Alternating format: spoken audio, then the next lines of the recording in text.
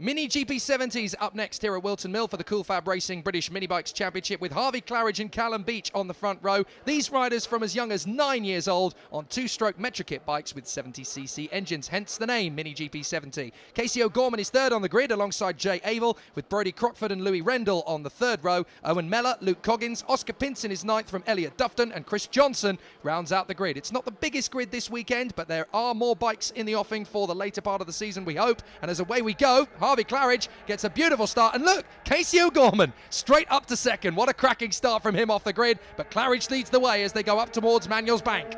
This is Casey O'Gorman's first race in MiniGP70. He's been blindly straight in the MiniGP50, the championship in which he was unbeaten before the earlier race one, where he had that drama on the last lap. But this is his first effort in MiniGP70 and nearly loses it there through the right-hander, but just manages to collect it in time, and still there in second. That's Callum Beach picked out, the man from North Wales there in third place as he come out of Chapman.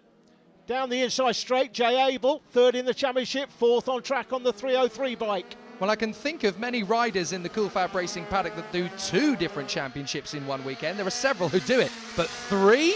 Goodness me, Casey O'Gorman certainly not doing things by halves this weekend as he takes on three completely different championships. That is a very tough ask as well. Yeah, and bear in mind, he's only 9 years of age. That is very, very tiring. These bikes are full 6-speed, as we said before, manual gearboxes, so they're basically cut-down versions of super bikes, and they take some riding.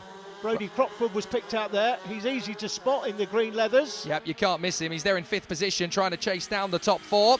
There he is. The man in sixth place, that is the 101 bike of Louis Rendell, still there in the top six. But Harvey Claridge holding on in front of Casey O'Gorman at the moment from Callum Beach and Jay Abel, then Crockford and Rendell. Looks like Coggins in behind them on the 12 bike. Here they come again, down the straight, across the start-finish line. Harvey Claridge, again easy to spot from the drone with those orange wheels, championship leader. Yeah, I have to say, Claridge is riding very well here under some intense pressure. That's not just anybody on his tail. That is Casey O'Gorman again trying to give him hassle. But this is the closest battle in the top end of the grid. Well, it was. Claridge made a bit of a mistake there through Christmas, and that allowed Casey O'Gorman to get in. I was going to say that the battle between Callum Beach and Jay Abel is the closest on the track at the moment. But now Claridge has lost a bit of ground to Casey O'Gorman, and there's a pair, well, two pairs battling for first and third. And they're getting close to each other again in the top four. Oh, there's a third pair. Look, we've got Crockford and Rendell being chased down by the 12 bike. That is Luke Coggins with Oscar Pinson and Owen Mellor not far away. Through the boot one more time. Close battle at the front of the field here. Harvey Claridge has been used to clearing off in the past. Certainly when he won the MiniGP50 title last year. He was a comfortable championship leader in 2016. Not had it all his own way this year, and certainly won't be having it all his own way now that Casey O'Gorman has decided to make the move into MiniGP70. Coming towards the end of the year this year, he's obviously winding up for a full tilt at the championship next season, Casey, on the 7 bike. Well, I tell you what a debut this is for Casey O'Gorman in MiniGP70. But this is interesting because Claridge is used to being at the front in this class. Casey O'Gorman is used to being at the front in every class he's ever started. So he's continuing on with that incredible tradition. So the battle between Claridge and O'Gorman could be really interesting, especially if Claridge is in the class again next year. 2018 could see a head-to-head duel between Harvey Claridge and Casey O'Gorman, and that will be the hottest ticket in town. You could add Callum Beach and Jay Abel to that mix as well. They're in third and fourth here. Here comes the battle for fifth. That's Brodie Crockford in front of Louis Rendell. Luke Coggins is seventh. Owen Mellor in eighth position coming towards us, being chased down by Oscar Pinson. Then further back, of course, we've still got Elliot Dufton and Chris Johnson running around the circuit. Look at this battle. Look at both these battles. Very close indeed. Claridge versus O'Gorman and Beach versus Abel. And now they're going to close in on the traffic. I think the first bike is going to be Chris Johnson. They come into the left-hand. It's how you make your way past the traffic. Oh, Casey O'Gorman can tell you all about that. Me, that was close. They both just decided to go different sides of the bike, and now we've got the third place battle making their way past. They've both got through, no major dramas, but my goodness me, Claridge and O'Gorman taking the smallest possible gaps to get through. That is how good they are at this level. You can imagine how difficult it is for riders coming into the championship on these bikes. There's not many places you can go and practice with these bikes. 6-speed machines, 6-speed motorcycles, as we said earlier, cut down versions of MotoGP bikes is effectively what they are. So the riders you will see being lapped are those that have very little experience, and you can only really learn on the job in the race. Casey O'Gorman, by the way, is getting much closer. This is getting very tight indeed, isn't it? It's Casey O'Gorman. Let's not forget, on his MiniGP70 debut, you can argue, well, yes, he's the dominant force in the other two classes he races in, but this is a completely different bike with more power. It's tougher to ride, and it certainly as a newbie, he's getting very, very quick at handling these situations very quickly. But he is good in a battle. That's what we like. There's Abel closing in on Callum Beach, or at least trying to. Beach seems to have picked up the pace a little bit and is trying to drop him. But Casey O'Gorman still giving massive pressure to Harvey Claridge. Well done to Harvey so far, though, soaking up this pressure and just getting on with it. Claridge drops it down the gearbox into the right-hander there at Christmas corner. Casey will be trying to force him into a mistake, forcing him to go down one gear too many, or not enough maybe.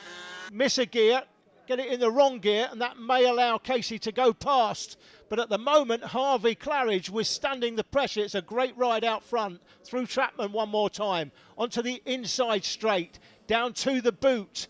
Here's the ankle, the left-hander, the toe is the right-hander, and that's a great look at the boot, Jake, isn't it? That tells you why it's called the boot. That's the ankle. And the television pictures don't really give you an indication as to just how steep the drop is down there as well. You've got to walk the circuit or drive it either in a cart or ride it on a bike to really understand and appreciate just how steep that drop is. It's a quite physical walk around the circuit. I've done it many a time, and it really does give you a proper indication of just how hard these riders have to work to cope with the undulation changes. But look at again how close Casey O'Gorman is getting to Harvey Claridge's rear wheel as he gets very tight under braking. He's really good on acceleration. Look, the back end kicks out, but he's got such a natural ability to ride with the wobble that he just gets himself back on the power. He's comfortable, he's balanced. He just looks like he's been doing this class for years. This shouldn't be looking like a debut.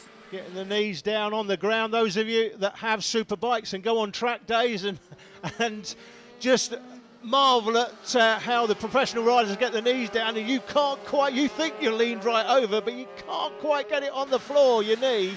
And these kids at 8 or 9 years of age, it's just natural to them. Right, Casey O'Gorman's got a really good exit out of Crook. Up Manuel's back, down towards Christmas. He's having his first look on the inside. Harvey Claridge has managed to cover that one nicely. But now we are starting to see the feisty nature of Casey O'Gorman. He is starting to attack. He's had enough of sitting, smelling those exhaust fumes of Harvey Claridge's bike. He wants to now make a bid as he goes up into Parker, down the drop, into Chapman. Casey O'Gorman's getting hungry. Callum Beach in third place there, and Jay Abel in fourth. They'll be hoping that Casey has a go up the inside and they start battling, because that will allow the riders in third and fourth place to get that much closer, but they just can't seem to close this gap. Well, here is that battle for third position, and actually Callum Beach is being caught by Jay Abel. Abel is getting on the gas very quickly indeed as they work their way around the circuit again. As we've got a few laps to go here, Harvey Claridge in front of Casey O'Gorman, but the third position battle is stepping up a pace. Jay Abel has decided fourth position is not good enough. I am going to pressure Callum Beach into making a mistake. If he twitches, I am going to get up the inside. So they come through Inkermans, those two, in pursuit of the leaders, but it's going well for Jay Abel on the back of Callum Beach. It looks like he lost a little bit of time going through Christmas corner. He has dropped back a bike length or two, but he'll close that very quickly. Into Chapman one more time. Again, great pictures from the drone. Tells you exactly where the riders are. That's Callum Beach and Jay Abel coming underneath the drone there. Going through the left-hander at the start of the boot. That's the toe, through the ankle, and still Harvey Claridge withstanding the pressure applied by Casey O'Gorman. This is a fantastic ride from the championship leader out front. Yeah, this is showing his experience and his tenacity and his composure. Harvey Claridge just hanging on to the advantage at the moment. Look, he knows exactly where to position the bike. He knows that Casey O'Gorman is swarming around all over the back of him, and he might try a move or two, but Harvey is not going to let that bother him. He's just going to focus on his own racing line. He knows where to go down the gears. He knows where to brake. He knows where to position the bike. He knows where to get back on the power. Harvey Claridge coping with this very well indeed, as we've got a rider off to the side there, I just noticed. So we've got a retirement. But look at Casey O'Gorman again putting the pressure on. And again, Harvey Claridge just shrugs it off. What, have you got anything else for me? The impressive thing is, for me, Jake, when you look behind, that can be an invitation to somebody to have a look down your inside and go for the overtake. I haven't seen Harvey Claridge looking behind at all. He knows Casey's there because he had a dip at him up in Christmas Corner a few laps ago at the top of the straight here. That's Fine Lady, out through Fine Lady, that's Manuel's Bank.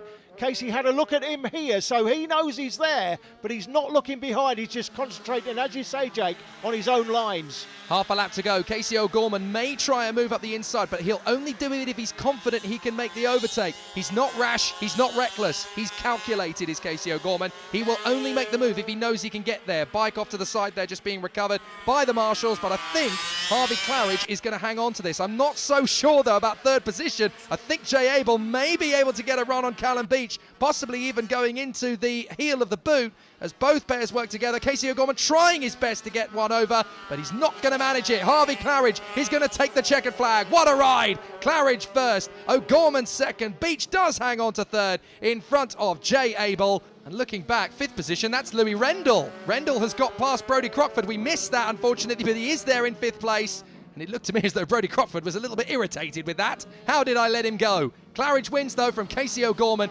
Calum Beach, Jay Abel and Louis Rendell in the top five. But an impressive debut from Casey O'Gorman in second. Doesn't make a big difference in the championship. Harvey Claridge is still the man out in front from Brodie Crockford and Jay Abel, still battling over second, with Louis Rendell and Calum Beach very close in the fight for fourth.